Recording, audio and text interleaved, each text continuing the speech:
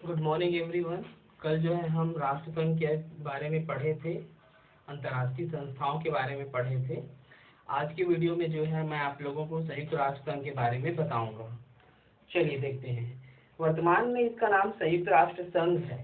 संघ शब्द को महासभा द्वारा अपने एक प्रस्ताव के तहत नाम से हटा दिया गया है। पहले जो है ये संघ शब्द था, जिसे हटाकर जो है इसका नाम जो है संयुक्त राष्ट्र हो गया है, लेकिन हम अभी भी इसे जो है संयुक्त राष्ट्र संघ के नाम से ही बुलाते हैं। 20वीं सदी के प्रारंभिक 4 दशकों में ही संपूर्ण विश्व को 2 महायुद्धों का सामना करना पड़ा था। प्रथम सन 1914 और 1914 से सन 1919, दूसरा सन 1939 से लेकर 1945। ये 2 महायुद्ध थे जिसको विश्व ने झेला है। ये बहुत ही विनाशकारी युद्ध सिद्ध हुए थे। प्रथम विश्व युद्ध में जब सभी प्रमुख यूरोपीय राष्ट्रों को आर्थिक एवं सैनिक क्षति उठानी पड़ी थी, तब उन्होंने महायुद्धों से बचने और देश में शांति स्थापित करने के उद्देश्य से एक ऐसी अंतर्राष्ट्रीय संस्था के बारे में सोचना प्रारंभ कर दिया था, जो आगे चलकर जो है संयुक्त राष्ट्र संघ के रूप में परिणित हुआ था। किंतु सन 1919 में स्थापित राष्ट्र संघ जो है पूर्णतः असफल सिद्ध हुआ और 1939 में एक विश्व युद्ध फिर से हुआ, जिसकी वजह से जो है राष्ट्र संघ क्या हो गया, विघटित हो गया। ठीक है, 1914 से लेकर 1919 के बीच में जो है प्रथम विश्व युद्ध हुआ, जिसमें अपार जनधन की हानि हुई। सभी राष्ट्रों को जो है इसकी महंगी कीमत चुकानी पड़ी थी और बहुत अधिक क्षति हुई थी। अतः वे चाहते थे कि ऐसे युद्ध दोबारा ना हो। अतः जो है 1919 में राष्ट्र संघ की स्थापना की गई और ये अपना काम भी किया, पर 1939 में जब सेकेंड वर्ल्ड वॉर हुआ तो ये अपने उद्देश्यों में सफल नहीं हो पाया और राष्ट्र संघ जो है क्या हो गया, विघटित हो गया और द्वितीय विश्व युद्ध प्रारंभ हो गया। जब द्वितीय विश्व युद्ध चल रहा था, उसी समय युद्ध में सम्मिलित सभी राष्ट्रों के बीच एक अंतर्राष्ट्रीय शक्तिशाली संगठन की स्थापना के संबंध में वार्ताएं भी आरंभ हो गई थी कि जो राष्ट्र संघ का निर्माण किया गया था, उससे भी एक शक्तिशाली ऐसी अंतर्राष्ट्रीय संस्था का निर्माण करना जो ऐसे होने वाले युद्धों को रोक सके। प्रारंभ में यह कार्य गैर सरकारी संगठनों तथा विभिन्न देशों के नागरिकों द्वारा किया गया। बाद में धुरी राष्ट्रों के विरुद्ध लड़ने वाले राष्ट्रों ने यह कार्य अपने हाथों में ले लिया। प्रारंभिक स्तर में इस प्रकार की जो संस्था है वो एनजीओ या गैर सरकारी संगठनों के द्वारा किया जा रहा था। बाद में जो धुरी राष्ट्र हैं, उन लोगों ने जो है ऐसी संस्थाओं के निर्माण का जिम्मा जो है अपने हाथों में ले लिया। इसके निर्माण के लिए विभिन्न आयोगों, समितियों, सम्मेलनों एवं घोषणाओं तथा संगठन विशेषज्ञों एवं विधि मर्मज्ञों का सक्रिय सहयोग लिया गया। इस प्रकार के संगठन के निर्माण के लिए जरूरी भी था, क्योंकि राष्ट्रसंघ का जो निर्माण किया था वो अपने कार्यों में असफल रहा था और अब हमें जो है एक ऐसी अंतर्राष्ट्रीय संस्था की स्थापना करने की आवश्यकता थी जो इन सभी उद्देश्यों को पूरी करता हो। इसलिए इसमें सभी विशेषज्ञों की राय आवश्यक थी और उनकी राय महत्वपूर्ण भी थे, क्योंकि किसी भी प्रकार की कमी होने के बाद यदि ऐसे संगठनों का निर्माण होता है तो स्वाभाविक है कि बाद में जो वो संगठन है वो भी अपने कार्यों के लिए असफल होगा। संयुक्त राष्ट्र संघ की स्थापना विभिन्न राष्ट्रों के प्रतिनिधियों के सहयोग के द्वारा की गई।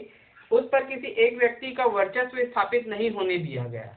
सबसे महत्वपूर्ण बात यह थी कि संयुक्त राष्ट्र संघ का जो गठन हुआ था, उसमें ये इस बात का जरूर ख्याल रखा गया कि ये किसी एक देश के हाथ का खिलौना बनकर ना रह जाए, क्योंकि एक अंतर्राष्ट्रीय संगठन था और जिस पर सभी को भरोसा करना था। यदि ये किसी एक व्यक्ति के हाथ का खिलौना बन जाता, तब ये अपने उद्देश्यों से तुरंत ही हट गया है, ऐसा माना जाता।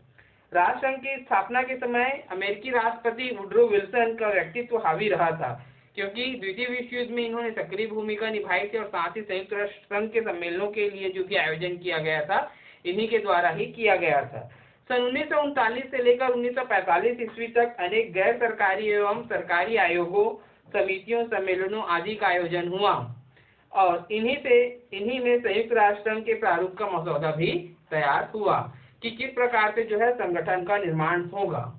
सबसे इम्पोर्टेंट बात, संयुक्त राष्ट्र संघ की स्थापना के कारण, क्या कारण थे। वैसे तो सभी को पता है कि संयुक्त राष्ट्र संघ की आवश्यकता क्यों थी।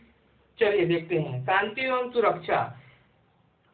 द्वितीय विश्व युद्ध सन 1939 से लेकर 1945 तक चला। इस दौरान होने वाले विध्वंसों से तथा इसके पूर्व प्रथम विश्व युद्ध से के विनाश से जो है दुनिया देश जो है तंग आ चुके थे। ठीक है, हमने 2 भयंकर युद्ध झेले थे, 1914 से लेकर 1918 तक, और 1939 से लेकर 1945 ये ऐसा विश्व युद्ध था जिसमें न केवल सैनिक बल्कि प्रत्येक राष्ट्र के आम नागरिकों को भी कष्ट उठाना पड़ा था और सभी राष्ट्रों में जन धन की हानि हुई थी और प्रत्येक राष्ट्र जो है इस प्रकार के युद्ध से तंग आ चुके थे। अब वो चाहते थे कि देश में शांति की स्थापना हो। भविष्य में इस प्रकार के युद्धों को रोकने के लिए और विश्व में शांति सुरक्षा बनाए रखने के लिए जो है एक अंतर्राष्ट्रीय संगठन के निर्माण की मांग की जा रही थी, जिसकी परिणति हमें संयुक्त राष्ट्र संघ के रूप में मिली और जिसका मुख्य उद्देश्य था देशों के आपसी मुद्दों को सुलझाना। द्वितीय विश्व युद्ध में होने वाला विध्वंस। द्वितीय विश्व युद्ध में करोड़ों लोग मारे गए थे, अरबों की संपत्ति नष्ट हो गई थी, देशों ने अपार जन धन और संपदा हथियारों के निर्माण में खर्च की थी। लोग यह सोचने पर मजबूर हो गए कि इसी शक्ति और धन को यदि रचनात्मक कार्यों पर खर्च किया जाए तो एक तरफ विध्वंस को रोका जा सकता है तथा दूसरी तरफ वैज्ञानिक एवं तकनीकी विकास भी किया जा सकता है। आप सोचिए कि आप लगातार किसी एक काम में लगे हुए हैं और अपनी आय का एक बहुत बड़ा हिस्सा उस कार्य में कर रहे हैं जिससे किसी को लाभ नहीं हो रहा है। ऐसे ही द्वितीय विश्व युद्ध और प्रथम विश्व युद्ध के दौरान देखा गया कि प्रत्येक राष्ट्र जो है अपने आप को जो है अधिक शक्तिशाली बनाने के लिए अपनी आय का एक बड़ा हिस्सा जो है हथियारों के निर्माण में खर्च कर रहे थे, जिससे विध्वंस ही हो रहा था और जिससे सबका नुकसान हो रहा था। अतः देश के प्रमुख या राष्ट्रों के जो प्रमुख व्यक्ति हैं उसको ये बात सोचने पर मजबूर हो गई कि यदि हम अपने इन आय के साधनों का उपयोग या इन जो भी आय है उसको हम जो है रचनात्मक कार्यों में लगाएं, देश की प्रगति में लगाएं, तो इससे शांति भी होगी और साथ ही साथ जो विध्वंस हो रहा है उसे भी रोका जा सकेगा। तीसरा है नाटकीय युद्ध का भय। द्वितीय विश्व युद्ध में जापान के दो बड़े नगर कौन कौन से? हिरोशिमा नागासाकी, ठीक है, 9 अगस्त और 6 अगस्त और 9 अगस्त 1945 को जो है अमेरिका द्वारा परमाणु बम गिराए गए थे और उसके परमाणु बम गिराने से जो है पूरी दुनिया स्तब्ध हो गई थी। सभी ने जापान के उस दो बड़े शहरों का हश्र देखा था जो आज भी हमें दिखाई देता है। उसके कारण जो है लोगों को यह सोचने पर मजबूर हो गए उसके कारण जो है सभी देश ये सोचने पर मजबूर हो गए कि यदि सभी राष्ट्रों में इस प्रकार के परमाणु हथियारों का प्रयोग किया गया तो समूल पृथ्वी ही नष्ट हो जाएगी और मानव अस्तित्व समाप्त हो जाएगा। अतः परमाणु हथियारों को रोकने के लिए भी जो है या नाटकीय हथियारों को रोकने के लिए भी जो है संयुक्त राष्ट्र संघ की स्थापना की गई। राष्ट्र संघ की असफलता। राष्ट्र संघ अपने अंतर्निहित कमजोरियों के कारण द्वितीय विश्व युद्ध को रोकने में असफल रहा।